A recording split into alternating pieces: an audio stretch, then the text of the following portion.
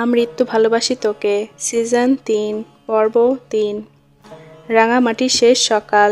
লেকের পাড়ে নীল কুয়াশা ভেসে বেড়াচ্ছে, পাহাড়ের গায়ে রোদ খেলে যাচ্ছে। হোটেলের বারান্দায় দাঁড়িয়ে মেঘ হালকা হাওয়ার চুল উড়িয়ে দিচ্ছে, হাতে কফির কাপ, চোখে প্রশান্তি। আবির পেছন থেকে এসে মেঘের কোমর জড়িয়ে ধরল, মেঘের কাঁধে থুতনি রাখল। হঠাৎ ছোঁয়া পেয়ে মেঘ হালকা কেঁপে উঠল।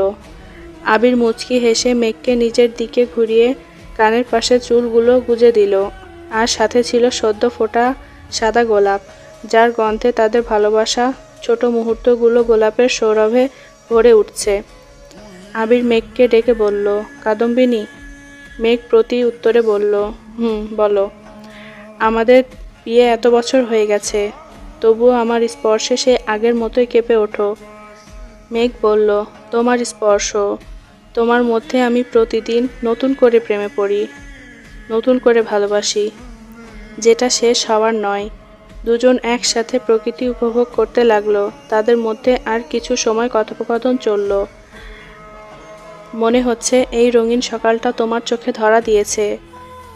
আবিরের কথা শুনে মেঘ মৃদু হেসে বলল, কিছুদিন যদি এখানেই থেকে যেতাম, প্রতিদিন এভাবে পাশে থাকতাম, প্রাকৃতিকভাবে মিশে যেতাম। আবির মুগ্ধ হয়ে তাকালো। প্রকৃতি সুন্দর, কিন্তু তুমি তার থেকে বেশি রঙিন মেঘ। মেঘ লজ্জায় চোখ নামিয়ে নিল। আবির ওর চুলে নরম করে একটা চুমু খেলো। হাওয়া আরও মিষ্টি হয়ে উঠল। হঠাৎ করে আহিয়ান এসে মাম্মা পাপাকে জড়িয়ে ধরল। আহিয়া বলল, পাপা আর কিছুদিন থেকে যায় না এখানে। আহিয়ান বলল, আবার কবে নিয়ে আসবে পাপা? আবির মেঘ ছেলে মেয়েকে কোলে নিয়ে বসিয়ে আদর দিয়ে বলল, আবার আসবো, তখন না হয় বেশি দিন থেকে যাব। তোমাদের তো স্কুল আছে, তোমার পাপার বিজনেস আছে, তোমার দাদু অসুস্থ, ফিরে যেতে হবে মামনি। অন্যদিকে বন্যা তানভীর জিনিসপত্র গুছিয়ে নিচ্ছে। তানভীর মেয়েকে শান্ত করাতে ব্যস্ত। ত্রিধা গাল ফুলিয়ে বসে আছে।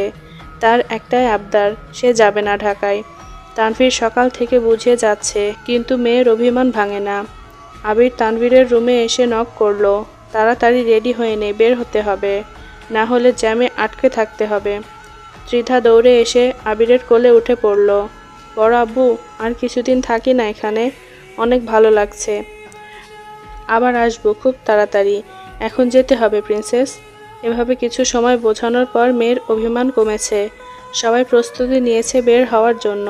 আলী আহমদ খান, মোজাম্মেল খান, মালিহা খান, হালিমা খান, আকলিমা খান, ইকবাল খান, সবাই রেডি, নিচে বসে অপেক্ষা করছে। আহিয়া রঙিন ফ্রক পরে দৌড়ে এসে বলল, মামা আরেকবার নৌকায় যাবে না? ত্রিধা মুখ ফুলিয়ে বলল, আমার পাহাড়টা আরেকবার যেতে ইচ্ছে করছে। ছেলে মেয়েদের আবদার শুনে সবাই হেসে উঠল। তানভীর বন্যার কাঁধে হাত দিয়ে বলল, মিষ্টি ছুটির শেষ দিন আজ, ফিরে গিয়েও যেন এই হাসিটা থেকে যায়। তাদেরও যেতে ইচ্ছে করছে না। এই 2 দিন নিজেদেরকে একান্ত সময় দিতে পেরেছে, না হলে সারাদিন বন্যার একা একা লাগে। সংসারের কাজ, ছেলে মেয়েদের খেয়াল রাখা, তানভীরের বিজনেসের সময় দিতে গিয়ে নিজেদের মধ্যে সময় কাটানো হয়ে ওঠে না। আর যত সময় বাসায় থাকে মেয়ের পিছেই ছুটে। মোজাম্মেল খান আর আলী আহমদ খান গাড়ির পাশে দাঁড়িয়ে বললেন, নাতি নাতনিদের হাসি খুশি দেখার জন্যই তো বেঁচে থাকা। 2টি গাড়ি রাঙামাটি থেকে ঢাকার পথে রওনা দিল। দূরে সবুজ পাহাড় পিছিয়ে যাচ্ছে, রাস্তার পাশে সাদা মেঘ ভাসছে। মেঘ হেলান দিয়ে বসে, বাতাসে তার কপাল ছোট ছোট চুলগুলো উড়ছে, এতে তার সৌন্দর্য আরও বাড়িয়ে দিচ্ছে। আবির গাড়ি চালাচ্ছে, পাশে গুনগুন করে গান বাজছে, তুমি আছো হৃদয়ের ভেতরে। আবির এক হাত বাড়িয়ে মেঘের হাত ধরল। মেঘ অবাক হয়ে তাকালো।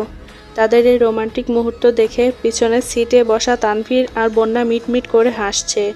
তানভীর বলল, পিছনে বউয়ের বড় ভাই বসে আছে, একটু তো লজ্জা করো। তানভীরের কথা শুনে দুজনের চোখ সরিয়ে নিল।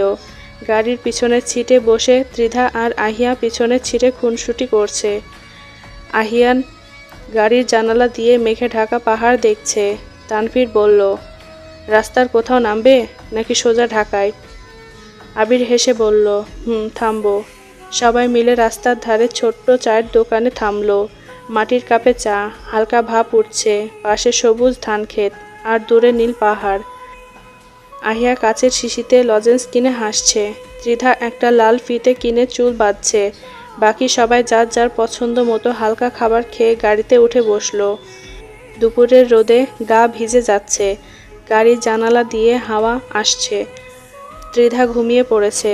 আহিয়া মাম্মার কোলে বসে গল্প শুনতে শুনতে চোখ বন্ধ করছে। আহিয়ান গল্প শুনতে শুনতে হাই দিচ্ছে। সবাই যাত্রা পথে কম বেশি ক্লান্ত হয়ে পড়েছে। অনেক দূরের পথ। সন্ধ্যায় বাড়িতে পৌঁছে সবাই ক্লান্ত। তবে ক্লান্তির মাঝে মুখে লেগে থাকা হাসি, মধুর স্মৃতি আর সুখের গন্ধ তাদের ভরিয়ে রেখেছে। সবাই যার যার রুমে গিয়ে ফ্রেশ হয়ে নিচ্ছে। ঢাকায় পৌঁছে সবাই রেস্টুরেন্টে গিয়ে খাওয়া দাওয়া করে বাড়ি এসেছে। তাই সবাই সবার রুমে গিয়ে বিশ্রাম নিচ্ছে। মেঘ বাচ্চাদের ফ্রেশ করে ঘুম পাড়িয়ে দিয়েছে। তানভীর, বন্যা নিজেদের রুমে গিয়ে বিশ্রাম নিচ্ছে। ইকবাল খান, আকলিমা খান রুমে গিয়ে নিজেদের মধ্যে কথা বলছে। তাদের ছেলে মেয়েকে খুব মনে পড়ছে। হঠাৎ কল বেজে উঠল। আদি কল করেছে। কিছু সময় ছেলের সাথে কথা বলল। ছেলে পড়াশোনার শেষের দিকে, কয়েক সপ্তাহ সময় লাগবে। এভাবে আরও কিছু কথা বলে রেখে দিল। আকলিমা খান ছেলের সাথে কথা বলে কেঁদে চলেছে। আদরের ছোট ছেলে, যার দুষ্টুমি কথা সারা ঘর ভরে থাকত, তাকে আজ কয় বছর দেখা হয় না, জড়িয়ে ধরা হয় না। ইকবাল খান অনেকক্ষণ বুঝিয়ে ঘুম পাড়িয়ে দিয়েছে। পরের দিন সকালবেলা রোজকার মতোই আজও খান বাড়িতে খুনসুটি মজা, সংসারের কাজ লেগে পড়েছে। পাখিরা ডাকে, মৃদু বাতাস জানালার পর্দা দুলিয়ে দেয়। মেঘ বাচ্চাদের স্কুলের জন্য রেডি করছে।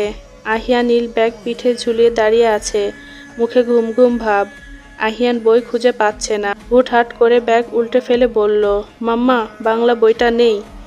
মেঘ ব্যাগ হাতে দিয়ে বলল, তোমার সব বই আছে, ভালো করে চোখ দিয়ে খুঁজে দেখো। আবিরও রেডি হয়ে গিয়েছে অফিসে যাওয়ার জন্য। ঘুরতে যাওয়ার জন্য কিছু কাজ জমা হয়ে গেছে। সকালে ডাইনিং টেবিলে সকলে নাস্তা করছে। মেঘ, বন্যা, আহিয়া ত্রিধাকে খাইয়ে দিচ্ছে। সকাল থেকে তারা বায়না করেছে তারা স্কুলে যাবে না। আহিয়া মুখ ফুলিয়ে বলল, স্কুলে যেতে ইচ্ছে করছে না মাম্মা, আমরা রাঙামাটিতে ফিরে যাই না। মেঘ হেসে মেয়েকে বলল, মামনি, স্কুলে গেলে নতুন কিছু শিখবে, বন্ধুদের সঙ্গে খেলবে, দেখবে ভালো লাগবে, পরে আবার রাঙামাটি যাব। আবির খাওয়ার শেষের দিকে তানভীরকে বলল, তুই খাওয়া শেষ করে ওদের স্কুলে নামিয়ে দিয়ে অফিসে আসিস। প্রতিদিন একসাথে যাই, কিন্তু আজকে অফিসের কাজ থাকায় তাড়াতাড়ি চলে যাওয়া লাগবে। সকলে খাওয়া দাওয়া শেষ করে যার যার গন্তব্যে চলে যাচ্ছে। ত্রিধা বলল, আজকে স্কুল ড্রেস পরে যাব না, নতুন জামা বের করে দাও। বন্যা হেসে ওর পছন্দের হলুদ ফ্রকটা বের করে দিল। তানভীর মেয়ের কপালে চুমু দিয়ে বলল, আমার প্রিন্সেসকে আজ সুন্দর লাগছে। ত্রিধা মুচকি হেসে তানভীরের গলা ঝুলে বলল, বাবা, তুমিও সুন্দর লাগছে। তানভীর হেসে বলল, তুমি আর তোমার মা মিলে আমার দুনিয়া সুন্দর করে রেখেছ। দুপুরে মেঘ ঘরে ফিরে জানালা খুলে দেয়। রোদ মেঝেতে গড়িয়ে পড়ে। মেঘ রান্নাঘরে গিয়ে চা বসায়। নিজের হাতের পছন্দের কাপটা চা ঢেলে বারান্দায় আসে। দূরের আকাশে সাদা মেঘ ভাসছে।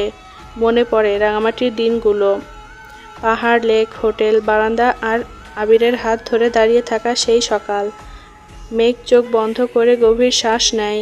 সেই বাতাসের গন্ধ খুঁজে পায়। হঠাৎ ফোন বেজে ওঠে। স্ক্রিনে আবিরের নাম। মেঘ ফোন রিসিভ করে বলে, কি করছো কাদম্বিনী? মেঘ হেসে বলে, তোমার কথা ভাবছিলাম। ফোনের ওপাশে আবির হাসে, বলে, দুপুরে আসছি, একসাথে লাঞ্চ করব। মেঘের মন ভালো হয়ে যায়। সন্ধ্যায় আবির বাসায় ফেরে। হাতে মেঘের জন্য পছন্দের লাল গোলাপ। মেঘ হেসে গোলাপ হাতে নিয়ে বলে, এখনও কি রোজ গোলাপ নিয়ে আসতে হবে? আবির মৃদু হেসে বলল, তুমি ভালোবাসার যোগ্য, প্রতিদিন তোমার মুখের হাসির জন্য এই গোলাপ। দুই বাচ্চা দৌড়ে এসে আবিরকে জড়িয়ে ধরে। আহিয়া বলে, পাপা, আজকে ক্লাসে ভালো মার্ক পেয়েছি। সাথে সারাদিনের যত গল্প আছে পাপাকে বলে থাকে। রাতে ডিনারের টেবিলে সবাই মিলে খাচ্ছে। আহিয়া আহিয়ান খুনসুটি করছে। ত্রিধা আজকে তাড়াতাড়ি ঘুমিয়ে পড়েছে।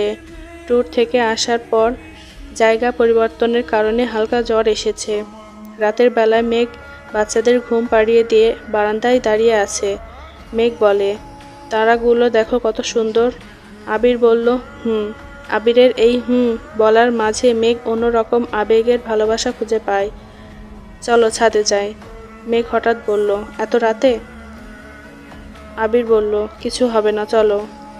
ছাদের সিঁড়িতে উঠতে হঠাৎ আবির মেঘকে কোলে তুলে নেয়। মেঘ চমকে ওঠে, আবিরের গলা জড়িয়ে ধরল। দুজনে ছাদে উঠে রাতের ঠান্ডা বাতাস উপভোগ করছে। বাতাসে মেঘের খোলা চুলগুলো উড়ছে, চুলগুলো মেঘের মুখে ছড়িয়ে পড়ছে। আবির অবাক নয়নে তাকিয়ে আছে। হঠাৎ মেঘের নজর পড়ে আবিরের দিকে। মেঘ মুচকি হেসে চোখ সরিয়ে নিল। এভাবেই গল্প খুনসুটি করে ঘণ্টাখানেক সময় পার করলো।